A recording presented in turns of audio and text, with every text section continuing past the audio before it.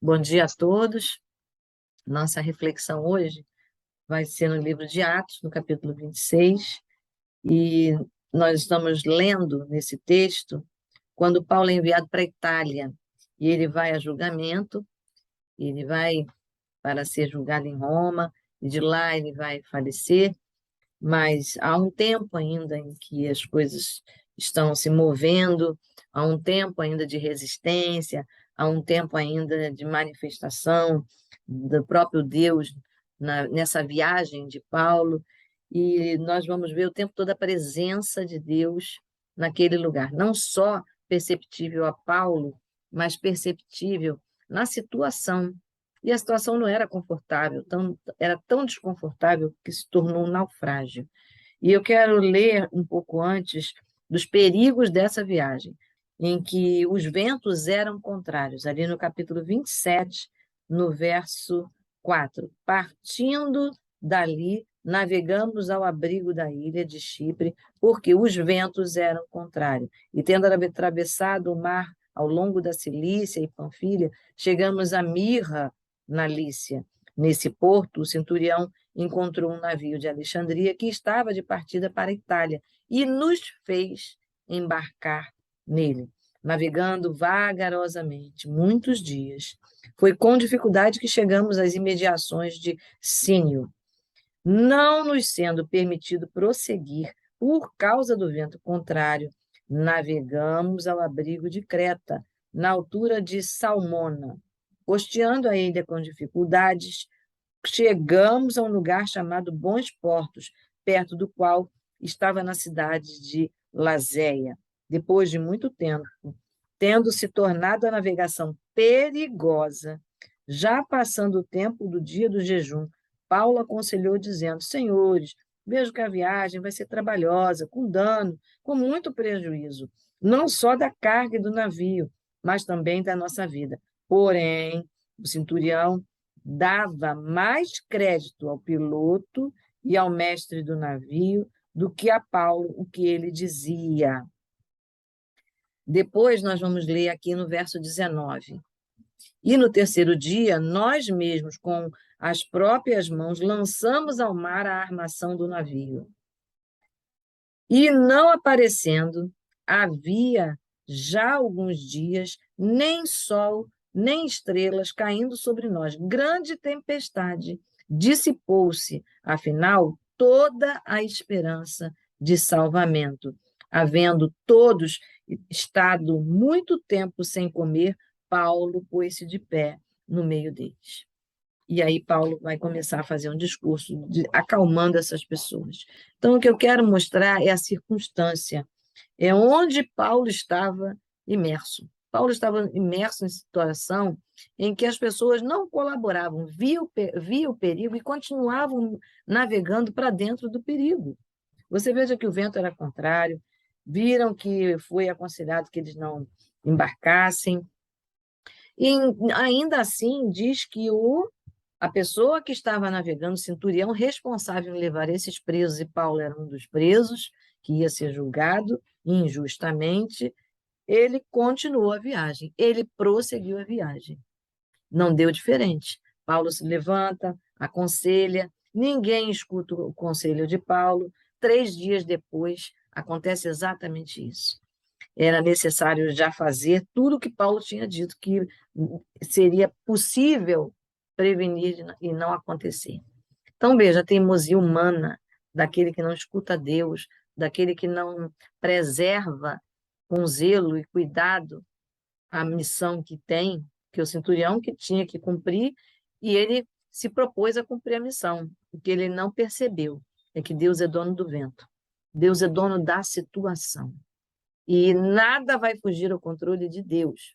E o programa de Deus não era que Paulo chegasse à cidade onde seria necessário, lá na Itália. Era que chegasse primeiro à ilha de Malta, nem que fosse debaixo da tempestade. E foi o que aconteceu. Houve um naufrágio, e mais adiante a história vai mostrar que ele chegou àquela cidade e cumpriu a missão que Deus havia colocado como náufrago, e depois, então, ele segue a viagem para Roma. Então, o tempo é de Deus, as circunstâncias são de Deus, E até os imprevistos fazem parte daquilo que Deus tem para nós. A gente pode dizer assim, mas Deus precisa usar imprevisto? Muitas vezes sim, não por causa do nosso coração obediente, não porque Deus precisa desse método, mas porque quem nos cerca desobedece. Quem nos cerca tenta atrapalhar o movimento natural que Deus faria. Mas Deus que não resiste aos homens, Deus que sequer, né, luta contra os homens, ele ordena, ele cria a situação até desfavorável para que percebamos o que Deus está fazendo. Então, situações desagradáveis para o obediente ao Senhor, ele só vai ver a glória de Deus. Ele só verá a promessa de Deus cumprida. Ele só verá o livramento de Deus. E a obediência dele será vista e percebida. Porque adiante no texto, você vai ver que até o centurião, todos passaram a acolher e deixar Paulo dizer como fazer. Esse texto é lindo, esse texto é muito bom, em outros vídeos, inclusive, já essa viagem toda já está explicada, mas hoje o que eu quero focar é o dia desagradável. É a circunstância desnecessária configurada pela teimosia dos homens. Mas a obediência de Paulo só fez perceber melhor que Deus estava lá. E há uma palavra aqui que me chamou a atenção. No verso 9, diz assim, que depois de muito tempo, tendo tornado a navegação perigosa, já passado o tempo do dia do jejum, Paulo aconselhou dizendo, passado o quê? O dia do jejum. Até o dia da tempestade, ele não passa em branco e nem como uma coincidência, um imprevisto. Para o coração do desobediente pode ser. Para Paulo, que era um judeu, fiel a Deus, cria na palavra de Deus, nas escrituras, ele sabia bem o que era o dia do jejum. Era o dia do arrependimento. Era o dia da nação. A nação fazia isso. E perto ali do dia 10 de setembro até o dia 11 de novembro, mais ou menos próximo a esse período, era a festa de Pentecostes e depois a de Tabernáculo. Entre essas festas, todo mundo sabia que os ventos não eram navegáveis. Todo mundo sabia que esse não era o tempo. E 5 dias após o dia 10, que seria o dia 15, em torno do dia 15, era um dia extremamente perigoso, pois foi nesse tempo que os teimosos resolveram entrar. Mas esses dias não eram dias apenas no calendário. Para um romano podia ser, mas para um judeu não. Era um dia significativo, simbólico. Era um dia que o povo deveria não trabalhar, mas dar atenção ao seu próprio arrependimento, contrição do seu coração e buscar de Deus o perdão. Era um dia previsto, inclusive, lá em Levíticos 23, 27. Sabe, para Paulo, as circunstâncias moviam e dizia assim, eu estou nisso. Eu estou ouvindo seu coração, Paulo. Você é o único que tem o coração arrependido, você é o único que sabe. O calendário é esse, mas eu vou parar o mundo. Eu vou parar, inclusive, com as estações, com os ventos, para que você viva isso, o arrependimento, para que você viva isso, o jejum. Então, nós não somos levados ao jejum por uma coincidência ou porque um capricho de Deus. Não, Deus está vendo a tempestade que a gente está passando, Ele já nos prepara, Ele já nos leva, Ele já nos coloca na posição correta. E não há coisa melhor do que jejum para enxergarmos melhor quem é Deus, para estar na dependência, para nos arrependermos, para vermos a misericórdia e o livramento de Deus. Então, não deve nos assustar quando nós estamos em jejum. Puxa, mas eu estou jejuando e a coisa parece que piorou. Parece que a ofensa, que o mal, né, que o incômodo está mais perto. É o contrário. Você já está equipado com equipamento anti-fogo, anti-vento, anti-naufrágio. Porque ainda que não existisse ali o suficiente para socorrer aquela embarcação inteira, porque Deus é misericordioso, ele não socorreu só Paulo, não. Se você continuar a leitura, você vai ver. Ele socorreu a todos. Mas o coração obediente ali era o de Paulo. O coração do líder não era, mas o coração do líder teve que se quebrar diante das perdas. Paulo não tinha nada a perder, porque não tinha nada a lucrar. Ele ia para a prisão, e um prisioneiro nada leva. Nada leva. Mas o que Paulo tinha era um tesouro, era o depósito, que ele mesmo diz em suas cartas, né? O depósito de Deus, guarde bem seguro em seu coração.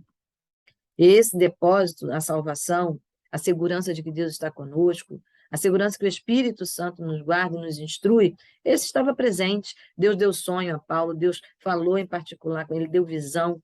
Deus o tempo todo tinha dons espirituais para se comunicar, tinha a memória de Paulo para fazer lembrar a Escritura e a palavra. Paulo só precisava estar atento e obediente. E aí, não só Paulo fez o jejum no dia do jejum, no período do jejum, foi um jejum prolongado, foram 14 dias em naufrágio. Todo barco, tendo fé ou não, foi levado a jejum. Então, dias de perdas, não entenda como dia de perdas, entenda como o calendário de Deus sendo cumprido. Aproveite a oportunidade para buscar mais a Deus. Se ficou desempregado, esse é o tempo maior de estudo e de busca ao Senhor. Se faltou comida, esse é o tempo do jejum. Se perdeu o sono, esse é o tempo da oração na madrugada.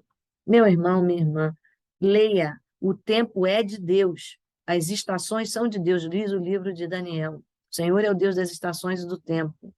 O que Deus está fazendo e o projeto dele na sua vida pode ter um pano de fundo diferente do que você imagina.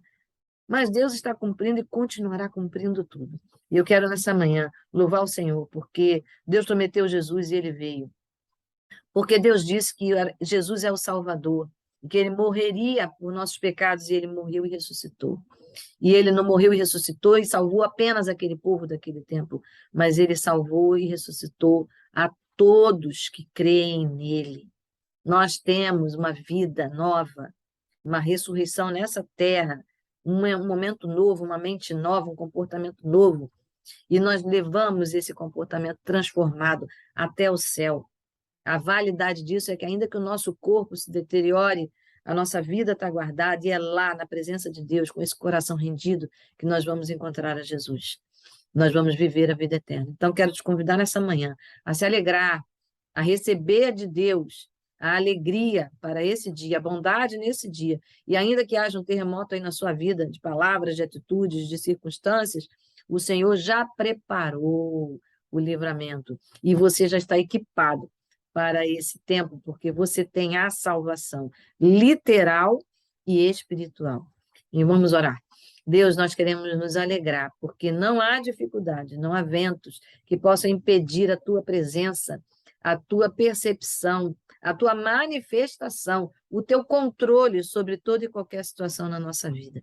E nós louvamos o Senhor, porque recebemos isso na cruz, porque sem merecer, o Senhor nos concedeu o perdão. Sem merecer, nós recebemos de Ti todo equipamento e livramento em Cristo Jesus. Sem merecer, o Senhor alimentou a fé em nós.